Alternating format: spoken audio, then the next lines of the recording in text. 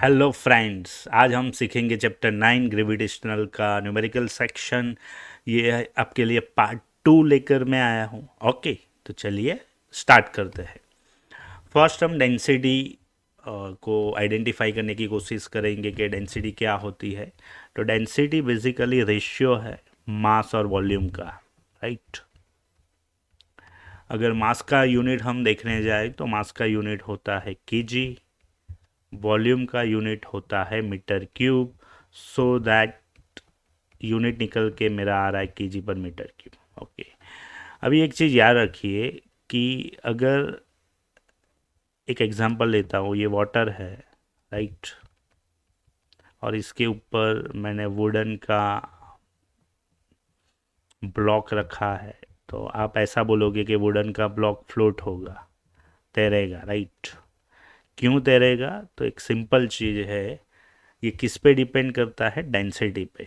Okay, जिसकी density, अगर object है मेरा ये वुडन ब्लॉक, उसकी डेंसिटी कम है, किससे? वाटर से, तो ऑब्जेक्ट आपका क्या होगा? फ्लोट। सिंपल। अगर डेंसिटी इक्वल है, डेंसिटी अगर इक्वल है तो आपका ऑब्जेक्ट फ्लोट, आधा फ्लोट होगा और आधा सिंक होगा। अगर ऑब्जेक्ट की डेंसिटी ज़्यादा है वाटर से, तो वो ऑब्जेक्ट आपका सिंक होगा। तो ये 3 रूल्स याद रखिए। किसी भी चीज़ फ्लोट करता है या सिंक करता है, वो किस पे डिपेंड करता है? डेंसिटी पे। और डेंसिटी एक्चुअली क्या होती है? Ratio of mass and volume होता है। ओके, चलिए, तो ये बेसिक था कि जो आपको न्यूमेरिकल में हेल्प करेगा आगे। इस टाइप का न्यूमेरिकल आएगा, राइट। चलिए, न्यूमेरिकल की शुरुआत करते हैं। A ball is thrown vertically upward with velocity 49 metre per second. Okay, ये पार्ट 1 में न्यूमेरिकल देखा, इस टाइप का न्यूमेरिकल।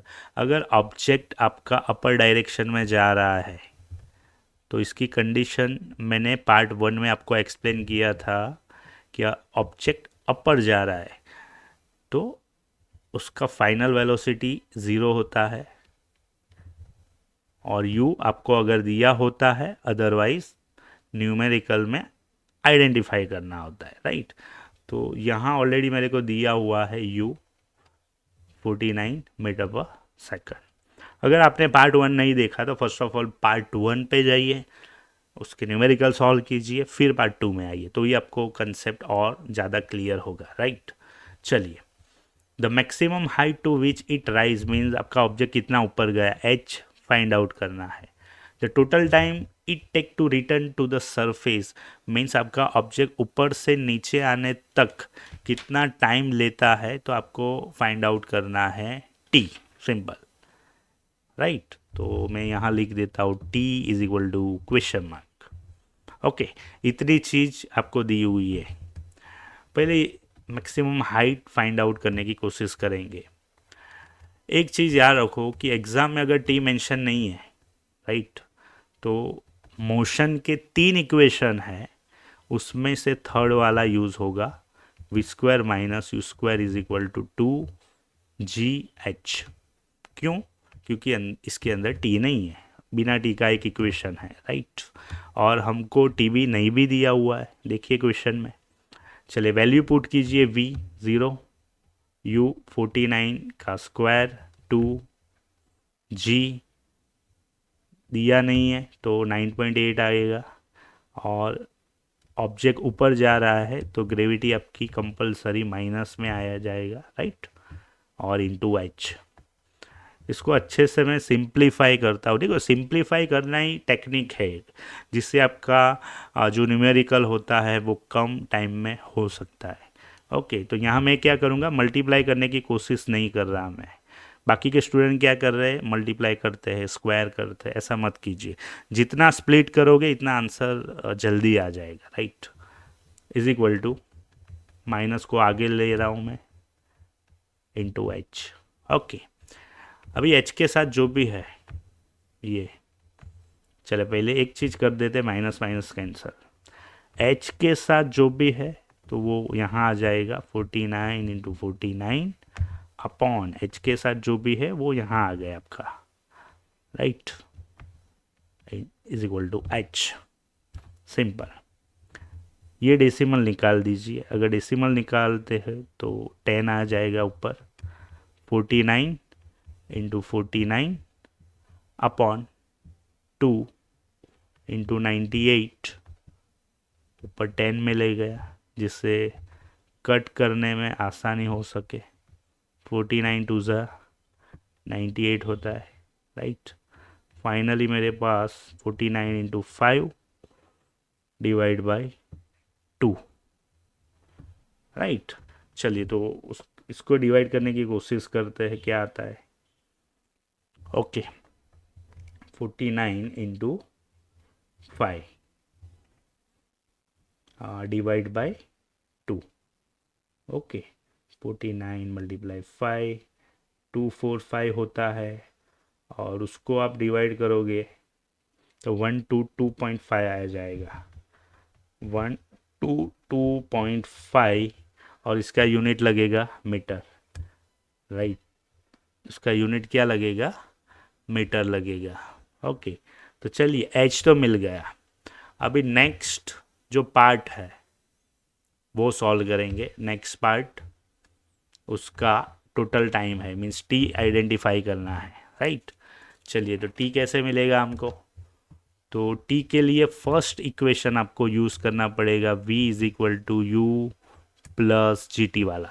ओके, वैल्यू रखिए 0, u की वैल्यू 49 है, g -9.8 है, और t आपको अभी मिला, सॉरी टी तो ढूंढना है, राइट। ओके, 49 को मैं इस तरफ ट्रांसफ़र कर रहा हूँ तो -49 होगा। ओके, और यहाँ -9.8 को मैं ऐसे लिख रहा हूँ जिससे कट करने में आसानी हो। क्लियर। चलिए तो मैं कट कर रहा हूँ, देखो माइनस माइनस कट हो गया, 49 टू ज़ा 98 होता है, राइट, और 2 5 ज़ा 10 होता है, तो फाइनली मेरे को टी मिल गया 5 सेकंड। सिंपल। तो सिंपल सा क्वेश्चन है, राइट। प्रैक्टिस कीजिए न्यूमेरिकल की, आपको क्वेश्चन इजी लगेंगे। ओके, चलिए एक और न्यूमेरिकल देख लेते हैं। Gravitational force on the surface of moon 1/6 as a strong gravitational force on earth. What is the weight in Newton 10 kg object on the moon on the earth?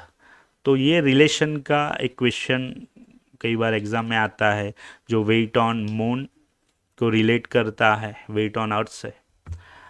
आपको पहले जितने भी डेटा दिए हुए हैं उसको अच्छे से लिख देना है डेटा को, राइट।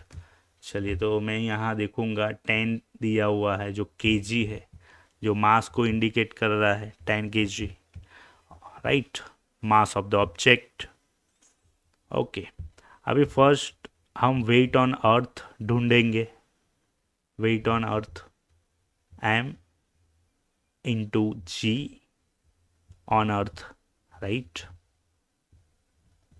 m आपको दिया हुआ है 10, g 9.8 है, तो 98 न्यूटन होगा वेट ऑन अर्थ, क्योंकि दो क्वेश्चन आपको सॉल्व करने हैं, वेट ऑन अर्थ और वेट ऑन मून।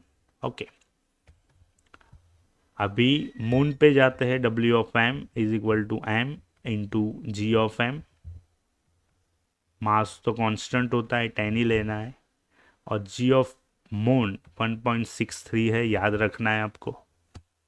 ओके, अगर आपको याद नहीं है, अगर आपको याद नहीं है तो दूसरा एक इक्वेशन मैं आपको दे रहा हूँ, उससे भी आप सॉल्व करोगे तो भी वो ये आंसर ही आएगा, राइट। तो ये दोनों को मल्टीप्लाई करता हूँ तो 16.3 आता है।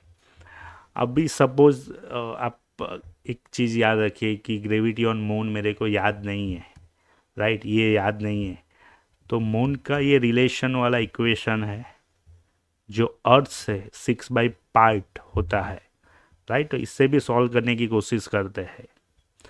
वेट ऑन अर्थ 98 है, डिवाइड बाई 6, इसका अगर आप डिवाइड करोगे 16.3 न्यूटन आएगा। ओके, कि ये और दोनों के बीच में, अगर ये आपको पता नहीं है तो आपको इससे भी आप सॉल्व कर पाओगे, आंसर वही आएगा। क्लियर। चलिए आगे बढ़ते हैं नेक्स्ट न्यूमेरिकल की ओर। जो मैंने बेसिक आगे आगे आपको एक्सप्लेन किया था डेंसिटी का, वो ही है, right. The volume of 15 gram of substance is 20 centimetre cube. ये वॉल्यूम है, तो मैं लिख रहा हूँ वॉल्यूम 20 सेंटीमीटर क्यूब है। मास 15 ग्राम है। आपको वाटर की डेंसिटी दी हुई है, वाटर की डेंसिटी दी हुई है 1 ग्राम पर सेंटीमीटर क्यूब। और क्वेश्चन वो है कि फ्लोट करेगा या सिंक करेगा। तो आगे मैंने एक्सप्लेन किया था कि अगर कोई भी ऑब्जेक्ट फ्लोट और सिंक तब भी करता है जब वो डेंसिटी पे डिपेंड होता है, राइट। चलिए तो इक्वेशन रखते हैं हम, density is equal to mass upon volume. चलिए मास क्या है 50, वॉल्यूम क्या है 20, 0 0 कट, 2.5 ग्राम पर सेंटीमीटर क्यूब। देखिए ये जो वैल्यू आई है आपकी, वो वाटर की डेंसिटी से कंपेयर कीजिए, ज़्यादा है कि कम है। तो आप देखोगे 2.5 1 से ज़्यादा है, इसीलिए आपका ऑब्जेक्ट विल बी क्या करेगा, सिंक, सिंपल। अगर कम आता तो फ्लोट होता, अगर इक्वल आता तो हाफ फ्लोट हाफ सिंक होता। क्लियर। ओके। चलिए तो ऐसे ही न्यूमेरिकल के लिए आपको ये चैनल को सब्सक्राइब कर देना है, लाइक कर देना है, और बेल आइकन को आपको प्रेस करना है, जिससे इस तरह के वीडियो आपको नोटिफिकेशन मिलती रहे। ओके। फिजिक्स की फॉर्मूला बुक मैंने बनाई है, तो आपको ये साइट पे जाना है, राइट। साइट पे अगर आप जाओगे तो ये PDF सेक्शन मिलेगा, यहाँ से आप मेरी फॉर्मूला बुक डाउनलोड कर सकते हो, वो भी फ्री। ओके। तो चलिए आगे मिलते हैं, और चैनल को सब्सक्राइब करना मत भूलना। Bye bye, thank you very much.